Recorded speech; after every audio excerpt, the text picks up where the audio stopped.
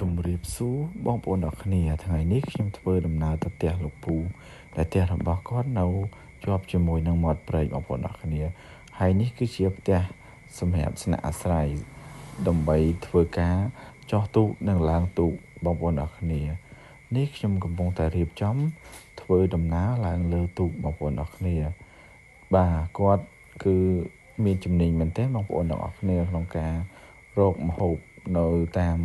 ព្រែកនិងសមុទ្របងប្អូនអរគ្នានេះជាទូករបស់គាត់ដែលខ្ញុំនឹងធ្វើដំណើរជាមួយគាត់ដើម្បីទៅយកនៅខ្យល់ខ្ញុំធ្វើដំណើរដើម្បីទៅលើកនៅក្តាមខ្យល់បងប្អូនអរគ្នា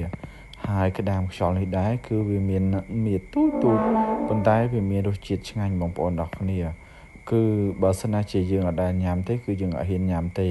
ប៉ុន្តែបើញ៉ាំម្ដងហើយយើងចង់ញ៉ាំវាម្ដងទៀតដោយសារវាមានពងច្រើននិងខ្លាញ់ច្រើនបងប្អូនអរគ្នាអរគុណ